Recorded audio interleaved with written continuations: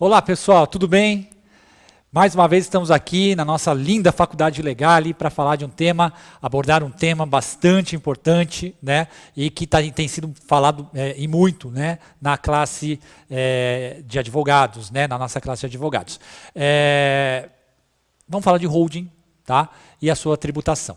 Eu quero salientar que essa palestra virtual que nós estamos fazendo hoje, ela vai abordar aspectos fiscais e contábeis da holding, ok? Então não vai, obviamente, entrar na seara, né, jurídica. Isso é definição de outros cursos. Hoje, especificamente, nós vamos falar de holding.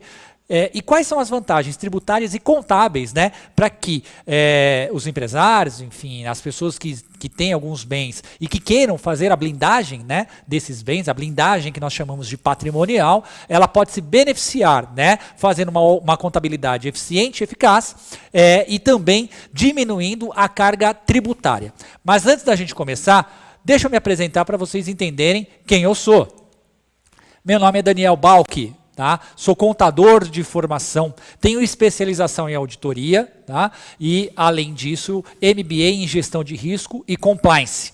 Além disso, senhores, eu sou técnico em transações imobiliárias, corretor de imóveis, né? Atuo nas áreas, tenho experiência nas áreas de gestão de risco, governança corporativa, auditoria interna e compliance. Além também de ter trabalhado com auditoria contábil, operacional e valuation. Sou sócio, diretor de um grupo, né, de empresas na área de contabilidade, na área imobiliária e na área de auditoria e consultoria, tá certo?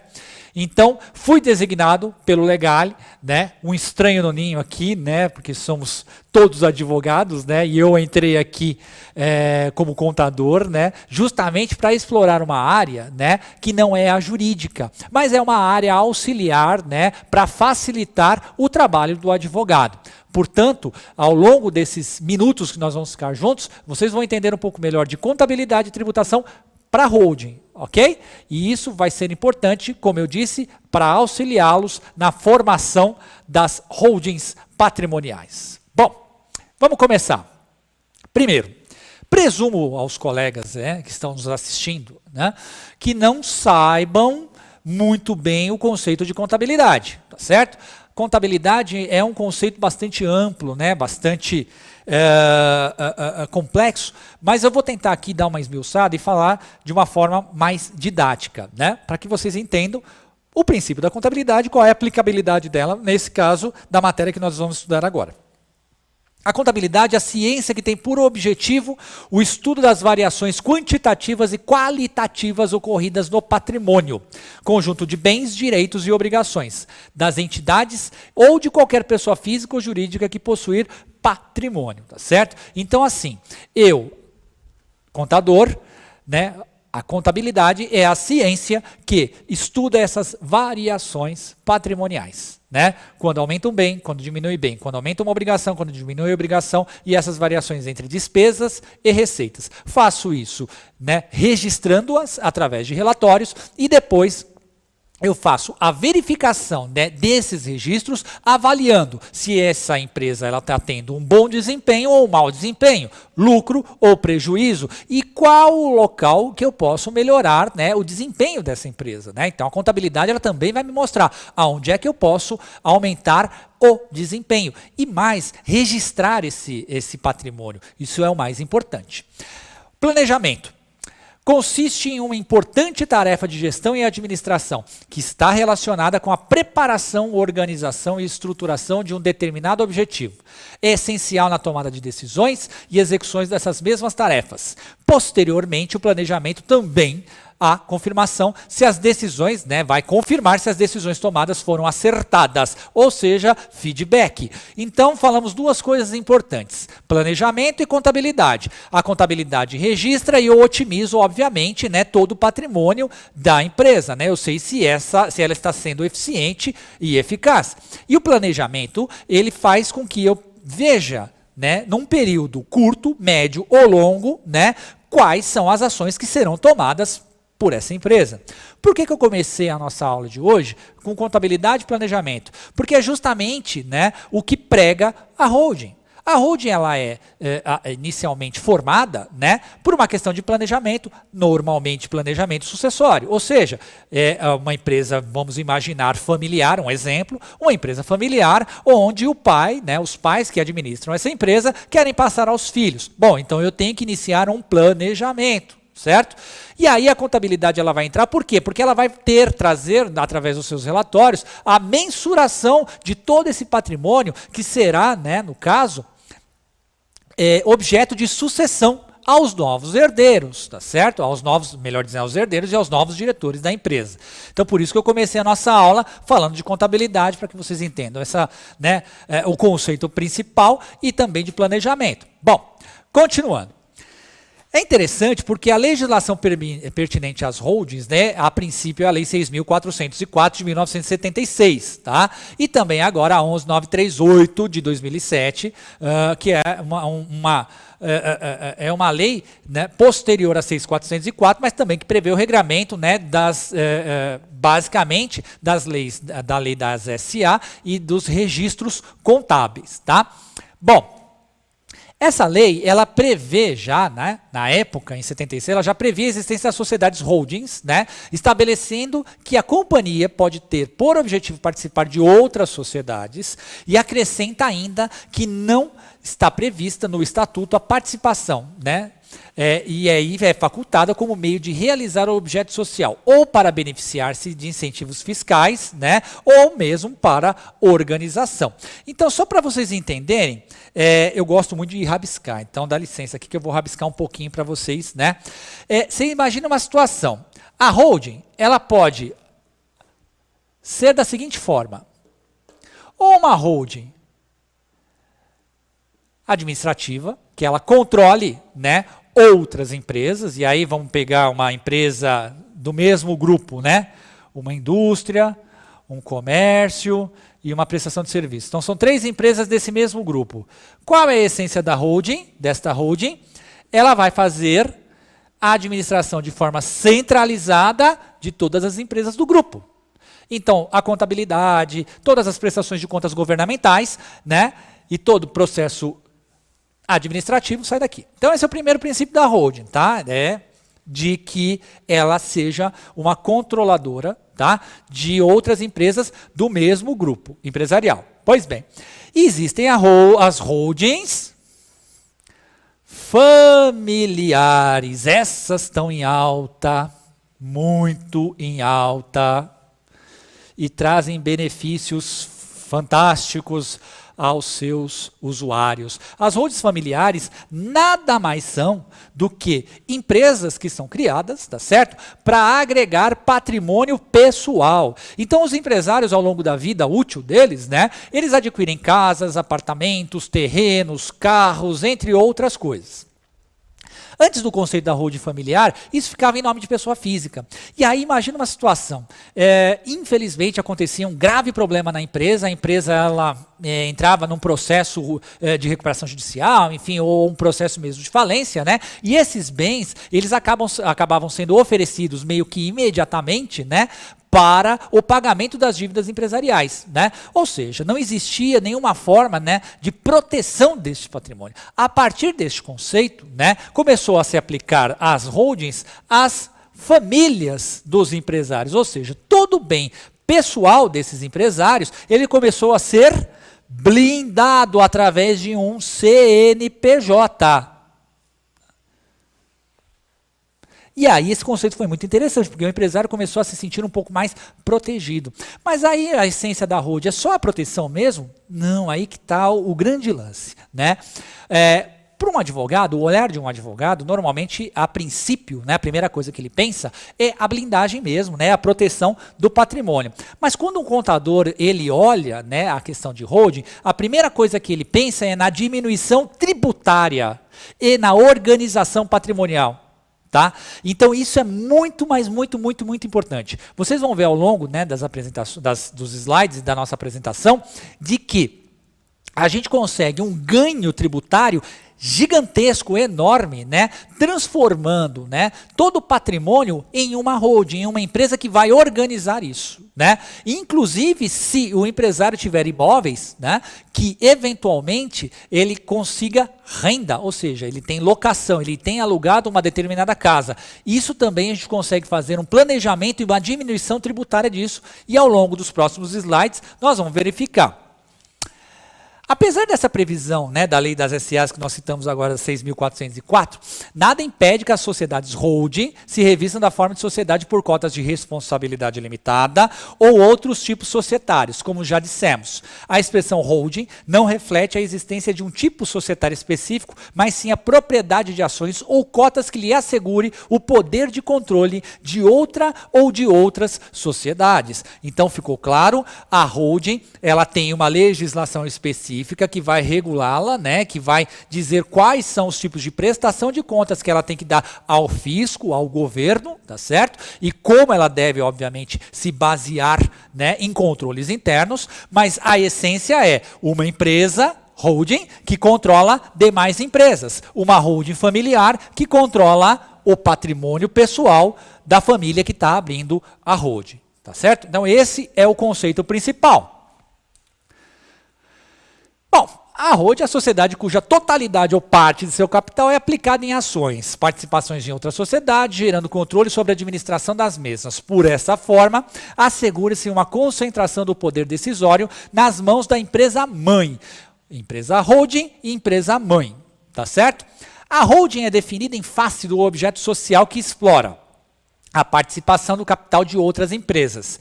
Pode assumir a forma de sociedade por ações, sociedade simples ou sociedade empresária. Então, na verdade, ela não precisa necessariamente, né, ser uma sociedade por ações. Ela pode ter outras definições jurídicas, ou uma sociedade limitada ou uma sociedade simples. Tanto faz. Mas, normalmente, ela tem por atividade principal, por finalidade, a administração de outras empresas ou a administração de patrimônio próprio. Bom, o rol da legislação pertinente aqui, tá? Eu só vou fazer um en passant aqui, gente, em relação ao rol, né, da legislação, porque esse não é o nosso foco principal. O nosso foco principal, como eu disse, é tributação e contabilidade. Mas só para vocês entenderem, e obviamente, se quiserem posteriormente fazer as pesquisas pertinentes. O Código Civil Brasileiro, a Lei 10.406 de 2002, a Lei das SA, né, a 6.404, o Regulamento do Imposto de Renda, isso é importante também, a Lei 10.833, no seu artigo 1º, capítulo 5, Lei 9.430 de 96, Lei 11.638 de 2007, que eu falei que é a sucessão da Lei 6.404, né, coisas mais atuais que a Lei 6.404 não previa, ok? E a Lei 11.941 de 2009. Então, se quiserem, logo após fazerem as pesquisas, vocês verificarão que essas são as legislações pertinentes às holdings, ok? Continuando. Integralização de capital em bens por sócio ou acionista pessoa física. Olha só que particularidade interessantíssima, né? E aí falando de contabilidade das holdings, olha só. É permitido às pessoas físicas transferir às pessoas jurídicas, a título de integralização de capital, bens e direitos pelo valor constante da declaração de bens ou pelo valor de mercado, observando-se o seguinte: se a entrega for feita pelo valor constante da declaração de bens, a pessoa física deverá lançar nesta declaração as ações subscritas pelo mesmo valor dos bens ou direitos transferidos, não se lhes aplicando as regras de distribuição disfarçadas de lucro. Cuidado, hein?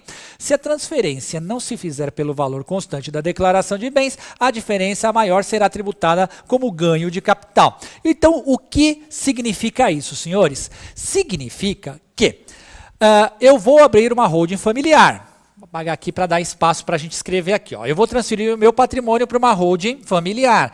Qual será o critério, tá, para que eu faça essa transferência patrimonial? Será o critério da minha declaração de imposto de renda. IRPF. Então, primeiro, eu vou transferir o meu patrimônio para uma holding. Eu posso? Pode. E deve. Ultimamente até deve. Pois bem, quais os patrimônios que eu posso passar? A priori, obviamente, os que estiverem no seu nome e declarados na declaração de imposto de renda de pessoa física. O valor que tiver declarado lá será o valor que vai compor as cotas de capital ou as ações, dependendo da forma jurídica que você constituir a sua holding. A mais comum na holding familiar é a sociedade empresária, tá, gente? Essa é a mais comum, né? Porque normalmente não são tantos bens assim, enfim.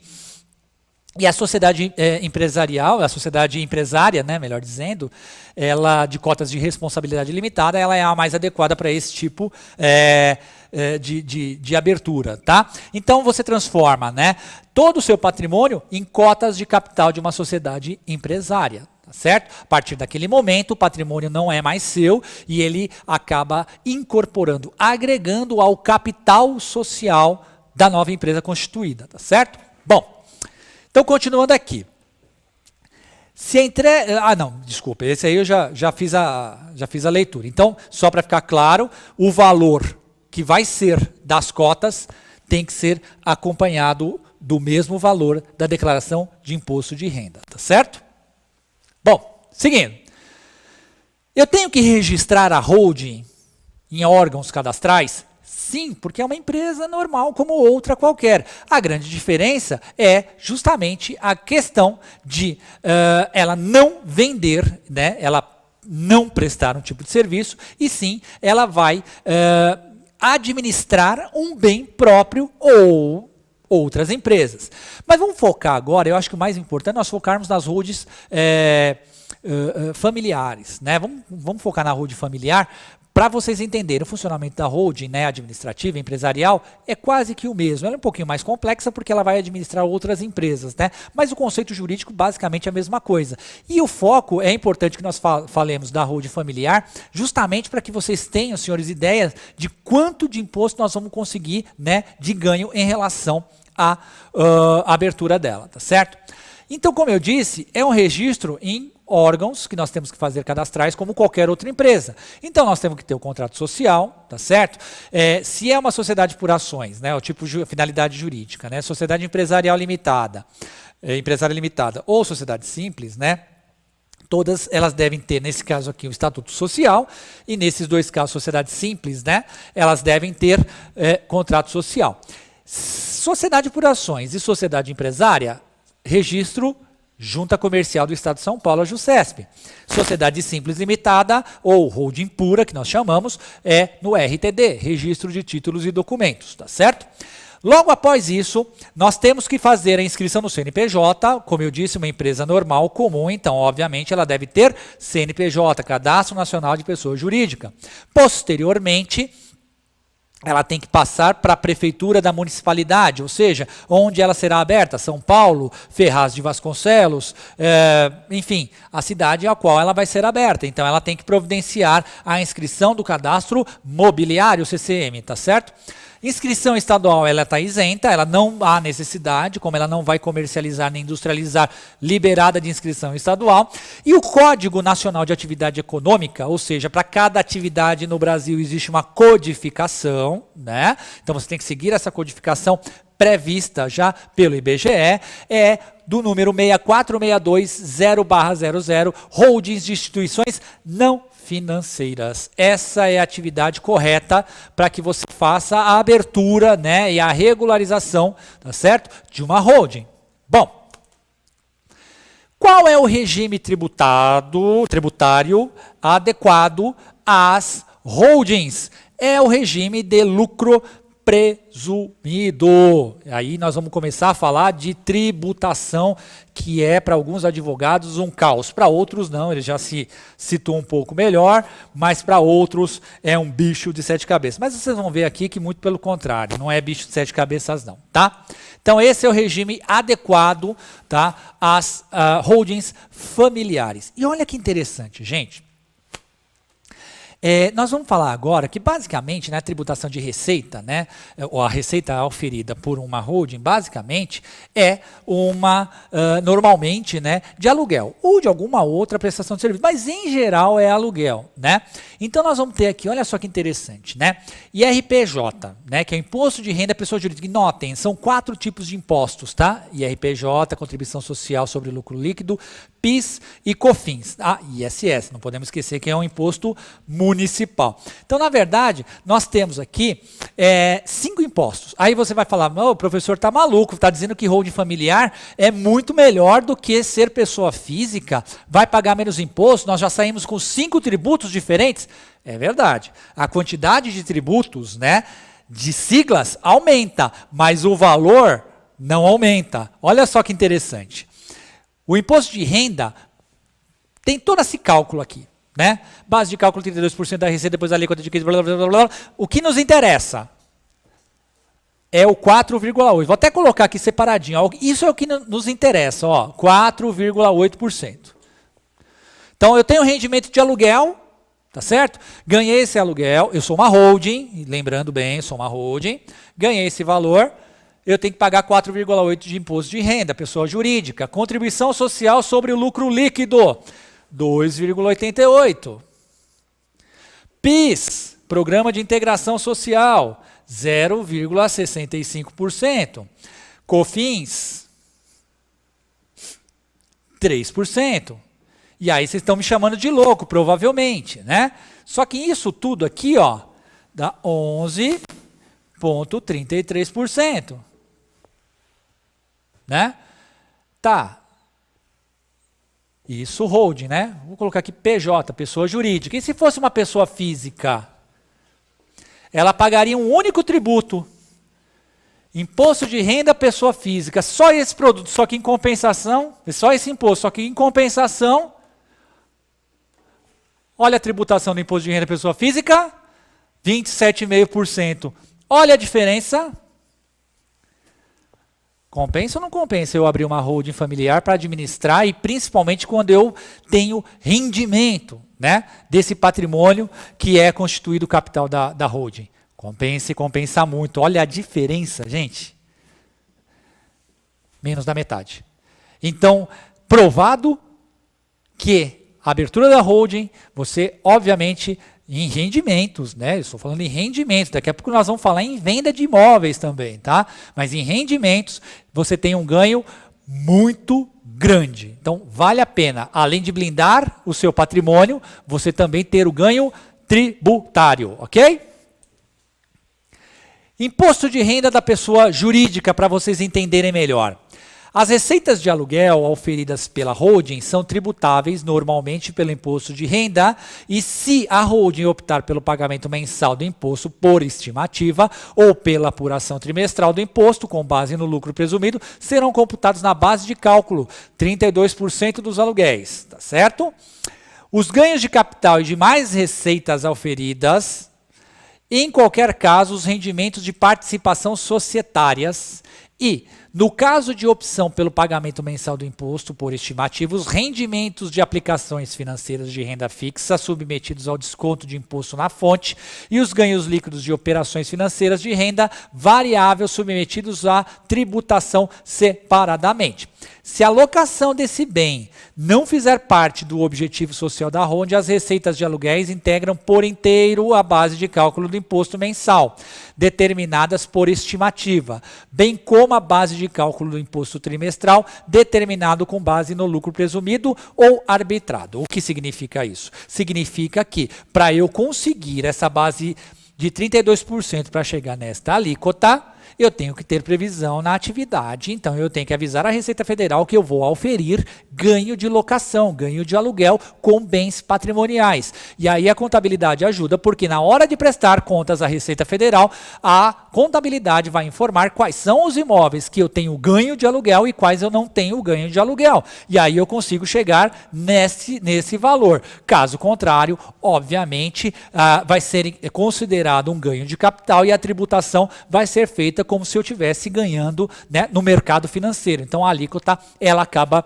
subindo também. Então tem que se tomar esse cuidado, né, ter um bom contador, né, para que você possa fazer um planejamento tributário adequado e obviamente uma prestação de contas de forma correta para garantir, né, essa diminuição de tributos, tá certo? A contribuição social segue o mesmo critério, gente. Então, assim, também deve ser informado que esse ganho de locação, né, de aluguel, quais são esses imóveis que estão sendo, né, que está sendo oferida essa renda, para que você obtenha também, né, esta porcentagem. Caso contrário, rendimento financeiro, a tributação, né, rendimento que é considerado rendimento de capital, de outros bens de capital, e aí a tributação ela aumenta também. COFINS e PIS. Bom, esses aí não tem muito o que falar deles, tá? Aí a porcentagem mesmo, quando a gente vai falar de locação, é 0,65% e 3%, só que é interessante assim, né? Esses impostos, né, eles são mensais, tá? O PIS e o COFINS. E quando a gente fala de imposto de renda e contribuição social, são impostos trimestrais. Então você paga eles de 3 em 3 meses. Aí você vai falar, então essa alíquota é só de 3 em 3 meses? Não, isso aqui eu já estou, obviamente, fazendo a projeção mensal. Eu posso pagar mensal? Pode, por estimativa. Ou não, eu pago trimestral. Então eu junto 3 aluguéis e faço a tributação em cima desses 3 aluguéis e pago imposto de renda e contribuição social. Ao contrário do PIS e COFINS, que serão pagos mensalmente, ok? No caso da empresa ou sócios possuir sede própria, transferir o prédio ou galpão para a empresa de administração de bens, esta poderá alocar e a despesa de aluguel poderá ser utilizada para abatimento de tributos como PIS, COFINS, IRPJ, contribuição social, totalizando 43,25%. Deduzindo o imposto da holding familiar, 11,33% e a economia real será de 31,92% do aluguel. Então, verifiquem só, se você tiver um planejamento tributário adequado, olha só a diferença, né? No caso de uma empresa, né, ou sócios possuírem sede própria, na transferência, né, desse bem, né, para uma empresa de administração, ela pode locar a despesa, ela pode fazer a locação, e essa despesa ela pode ser utilizada ainda no abatimento. Então, o que significa isso? Eu não entendi muito bem. Existem algumas empresas, né, que elas são de lucro real. Então, quando essas empresas de lucro real, elas podem efetuar o pagamento, normalmente a contratação de prestadores de serviço, eles vão cobrar os seus honorários. O que essas empresas de lucro real fazem com o valor? Elas fazem a contabilização deste valor do pagamento dos seus prestadores de serviço. Consequentemente, há uma diminuição no tributo, porque no lucro real, a tributação ela é em cima de lucro líquido operacional. Então, se eu tenho um lucro menor, o imposto cai. Se eu tenho um lucro maior, o imposto sobe. Então, fazendo essa transferência, eu consigo também, obviamente, ter uma diminuição no imposto no lucro real. No planejamento sucessório, vamos falar agora de outros tributos, né, que é importante também a gente falar de outros tributos que são incidentes em relação ao planejamento sucessório, no caso das holdings. As incidências tributárias evitadas com o planejamento sucessório. Olha só que legal. ITBI, 2 ou 3%, não incidência quando efetuada mediante integralização de capitais ou direitos. O que significa isso, senhores? Significa que, se eu vendo um imóvel, pessoa física com pessoa física, tá certo? Eu vendi um imóvel, quem comprar o meu imóvel, obrigatoriamente, tem que pagar o ITBI, Imposto sobre Transmissão de Bens Imóveis, né? Quando eu transfiro isso como cotas de capital, não tem incidência desse tributo. Eu estou transferindo o meu tributo para uma empresa que vai administrar isso, então não tem ITBI. Tá? Outra coisa, o ITCMD, em alguns estados chega a 4%. A ocorrência do fato gerador, quando feita através de doação de bens, como antecipação da legítima. E aí não tem como, obviamente, fugir. E o imposto de renda, 15%, incidência sobre o ganho de capital. Se a transferência dos bens for processada pelo valor de mercado, ou seja, sobre eventual ganho de capital representado pela diferença entre custo de aquisição ou valor de mercado. Então, quando eu faço a venda de um imóvel como pessoa física, eu tenho essa tributação, que é a diferença do lucro, a aplicabilidade de 15%, dependendo do valor do imóvel. Porque se o valor do imóvel for maior, a tributação, a alíquota, ela também pode ser maior. Então, essas são as vantagens de você fazer o planejamento sucessório. Você evita todo esse pagamento tributário. Olha só as vantagens da holding familiar em relação ao inventário, por exemplo. Né? Eu, pessoa física, o pai morre e aí vem os herdeiros. Né? E aí num processo normal de sucessão, né? Olha só que interessante. Né? No caso da holding familiar, TCMD, como eu disse, a doação com usufruto de porcentagem na doação e porcentagem na extinção. Né? E no inventário, 4% e em alguns estados, porque isso pode mudar, mas em geral, via de regra, 4%. Né? O tempo de criação, o tempo do inventário. Né? No caso da holding familiar, em 15 dias eu consigo regularizar todo o processo, né, de cadastramento e a holding já está com capital integralizado, ou seja, todo esse patrimônio que deve ser transferido aos sucessores, em 15 dias eu resolvo na holding. E no inventário, se ele tiver litígio, alguns anos. Né? Tributação de rendimento de aluguéis. Olha que absurdo. Como eu disse, eu dei um exemplo a vocês. Né? 11,33%. Tá? Na tributação de rendimento de aluguéis, 27,5% pessoa física. Olha que absurdo. Tributação na venda de imóveis, isso é muito legal também, ó, 5,93%, ao passo que se eu for pessoa física, 15% em até um determinado valor. A partir daí, esse valor aumenta a 30%, dobra, tá? Sucessão entre cônjuges, conforme o novo Código Civil. Ó, o cônjuge é herdeiro e necessário, no caso da holding familiar, e é necessário, dependendo do regime de casamento, né? E no inventário, o cônjuge também é herdeiro necessário, dependendo do regime de casamento. O que significa isso? Significa que aqui são iguais, porém, na holding familiar, existem alguns dispositivos que você pode, como por exemplo, a incomunicabilidade. Isso pode acontecer, tá? Ou seja, o patrimônio que ora está sendo agregado, né, na holding familiar pode não se comunicar com o cônjuge. Ao contrário, obviamente, do inventário, que há comunicabilidade só pelo regime de casamento, ok? A remuneração dos sócios, né? Porque a partir daí o sócio ele tem que ter uma remuneração na holding. O sócio ele vai ser remunerado através de prolabore, distribuição de lucros ou juros sobre o capital próprio. Tá? A tributação é de 15% e a partir de 2016 de 18%, segundo, né, a medida provisória 694. Porém, aqui a gente consegue também, gente, fazer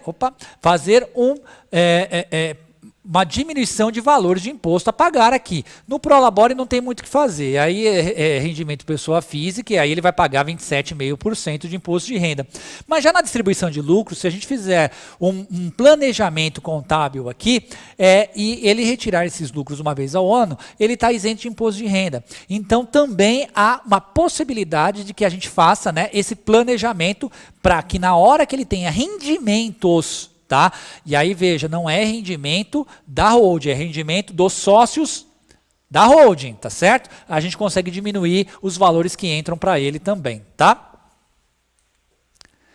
Vamos ver algumas consequências aí, gente, que pode, né, advir da constituição de holding sem qualquer estudo preliminar. Por isso que a gente pede sempre planejamento. Então, um planejamento jurídico é importante, contábil e fiscal também, e tributário, tá? Ó, uma sociedade é coligada à outra quando uma delas tem uma influência significativa sobre a outra empresa. A lei não estabelece um percentual mínimo, mas ela presume que toda participação acima de 20% é significativa o suficiente para ser considerada automaticamente uma coligada. Mas mesmo percentuais menores de participação podem levar uma empresa a ser considerada coligada a outra. Basta que uma detenha ou exerça o poder de participar das decisões das políticas financeira operacional da investida sob a controlada. Uma sociedade é controlada por outra quando esta diretamente ou através de outras controladas tem os direitos de sócio que lhe assegurem de modo permanente preponderância nas deliberações sociais e o poder de eleger a maioria dos administradores. Em outras palavras, a lei não diz que a empresa precisa ser dona de mais de 50% das ações, com o direito a voto para ser controladora de outra empresa. Basta que ela seja a empresa que detém o poder de eleger a maioria dos diretores da empresa e tomar as principais decisões. Então, essa é a principal diferença entre empresa, né, holding coligada e holding controlada, tá certo? Essas diferenças aqui fazem com que, obviamente, mude a sua constituição jurídica e mudem também a forma de tributação delas. Por isso que é importante a gente fazer a verificação e o planejamento para a gente entender qual é a sistemática e qual é a que melhor se aplica, né? A aplicabilidade em relação a o que está sendo feito. Então, por exemplo, quando eu vou falar de coligada, né, ou controlada, estou pensando em uma holding empresarial. Quando nós estamos falando de uma holding familiar, nós estamos falando de uma empresa muito menor, pequenininha, tá? Onde a gente vai ter lá papai, mamãe que vai doar aos seus filhos. E o que eles têm? Eles têm às vezes 3, 4, 5 imóveis com valor talvez de 10 milhões de reais. Não é algo tão, né, comparado obviamente às holdings administrativas, não é um valor tão alto assim. Então a gente consegue fazer um planejamento de uma forma muito mais simplificada. Mas é interessante porque o conceito holding ele é aplicado para as familiares ou para as grandes, né, administradoras. E é importante que vocês tenham essa noção para poder fazer o bom planejamento e oferecer ao contador, né, o advogado no caso, subsídios para que o contador também tenha condições de fazer o melhor planejamento contábil e tributário. No caso, dentro do planejamento, existe a equivalência patrimonial. Então, a equivalência patrimonial é o método que consiste em atualizar o valor contábil do investimento ao valor equivalente à participação societária da sociedade investidora no patrimônio líquido da sociedade investida e no reconhecimento dos seus efeitos na demonstração do resultado do exercício. O valor de investimento, portanto, será determinado mediante a aplicação da porcentagem de participação no capital social sobre o patrimônio líquido de cada sociedade coligada ou controlada. O que significa isso? A equivalência patrimonial, existe um bem, tá certo? Que ele tem que acompanhar o mercado. Então, para muitas holdings, né? Então, às vezes o advogado ele fala, olha, então, contador, está declarado no imposto de renda lá o valor de uma casa de 100 mil reais. Pode colocar 100 mil? Não posso. Eu tenho que respeitar a equivalência patrimonial. Se essa avaliação oficialmente for feita e a gente verificar que essa casa, em vez de 100 mil, seja 900, 1 milhão, 2 milhões de reais, então ele está sendo subfaturado. Se está sendo subfaturado, significa que ele não está pagando imposto, né, ou pode não pagar imposto de acordo, né, com o valor que ele tem. Então, isso pode ser característica, né, basicamente, de sonegação. Então, a contabilidade tem que fazer a avaliação por equivalência patrimonial para manter o valor, né, equacionado e equivalente, tá, ao valor de mercado, a fim de evitar sanções do fisco. Formação de deságio, isso é importante a gente falar também. Na maioria das vezes nas constituições de holding, né, o investimento será avaliado pela equivalência patrimonial da controlada ou coligada, por satisfazer cumulativamente os 3 requisitos necessários. Ter a participação de 10% ou mais do capital, ter influência na administração ou participação de 20% do capital, ter investimento relevante ou valor contábil igual ou superior a 10% do patrimônio líquido da investidora, sendo que 15% se estiver mais de uma sociedade coligada ou controlada, tá? Então, isso é um conceito para que a gente possa utilizar nas sociedades holdings administrativas, tá? Então, sempre que houver, né, e é uma constituição de holding, né, e essas 3 questões da holding administrativa, né, aparecerem, eu tenho que ter também uma política de formação de deságio muito clara, né, de desvalorização, porque eu não posso supervalorizar, mas eu também não posso desvalorizar. Eu tenho que ter preço médio de mercado ou uma técnica, quando não haja preço médio de mercado, que eu possa fazer a mensuração e a avaliação, ok?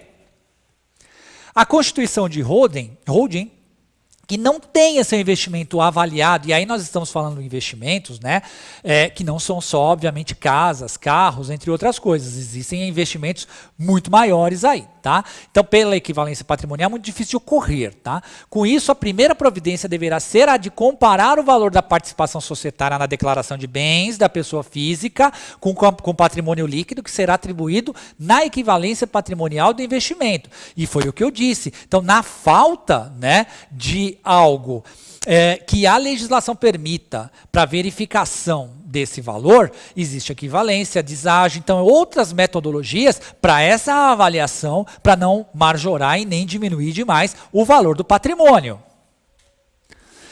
É importante vocês, senhores, se atentar para a distribuição disfarçada de lucros, como por exemplo, olha só, quais os exemplos de distribuição disfarçada? Alienação de bem à pessoa ligada por preço inferior ao de mercado, isso eu já falei. Aquisição de bem de pessoa ligada por valor superior ao de mercado, também já falei, né, que é a supervalorização ou a desvalorização. E o pagamento de aluguéis que são pagos em valor superior ao de mercado. Tá? Isso também é passível de punição pelo fisco. Haja visto a situação do senhor Luiz Inácio Lula da Silva, que perdeu os recibos de aluguel, né, enfim, do apartamento dele, né, que na verdade não é dele, desculpa, é um apartamento que é alugado, né, em São Bernardo do Campo. Então tomem cuidado com isso, que isso é passível também. E nós estamos falando de Receita Federal, mas dependendo da prática, isso pode ir ao Ministério Público também. Então cuidado, viu? Bom, demonstrações contábeis, que é uma coisa que alguns advogados odeiam, mas tem que falar, porque quando a gente fala de holding, é importante que a gente possa demonstrar de forma legal, né, segundo as regras de contabilidade existentes no Brasil, né, as normas brasileiras de contabilidade, mas é importante, não é só para o fisco, mas para que o investidor entenda como está sendo aplicado o investimento dele, né, e qual é a mutação, as variações, né, do patrimônio, tá certo? Então, olha só, como qualquer empresa, a holding, né, ela tem que ter um acompanhamento de apresentação e demonstração contábil. A publicidade dessas demonstrações dependerá das corporações em que ela faça parte. Obrigatoriedade prevista para as empresas de capital aberto. Então, as empresas de capital aberto, obrigatoriamente, elas têm que fazer a apresentação das demonstrações contábeis em jornal. Tem que dar publicidade, obrigatório. As que não têm a capital aberto é opcional. E as de holding familiar não precisa dar publicidade, mas é importante que se faça, a legislação obriga essas demonstrações contábeis e, como eu disse, são peças fundamentais para que haja o entendimento da evolução patrimonial e do que eventualmente você esteja oferindo, né, de rendimento sobre esse investimento patrimonial, ok? Eu quero agradecer a vocês e, é claro, quero deixar assim registrado que o assunto é muito extenso, né? A holding, né, nos seus aspectos jurídicos já é super extenso e na parte contábil e tributária também nós estamos preparando, né, algumas surpresas para vocês aqui no nosso Legale, né? E caso vocês tenham interesse no tema porque pouquíssimo tempo para a gente falar de tudo que, né, é necessário falar, mas é um en passant só para vocês terem uma ideia. Mas se vocês quiserem se aprofundar, né, em relação ao tema, por favor, procurem a nossa administração aqui, né, vocês serão super bem atendidos, né, e a gente vai, obviamente, desenvolver materiais de apoio, cursos, né, de extensão, que a gente possa falar com mais profundidade, tá certo? Eu quero agradecer aqui a atenção de vocês, muito obrigado e até a próxima.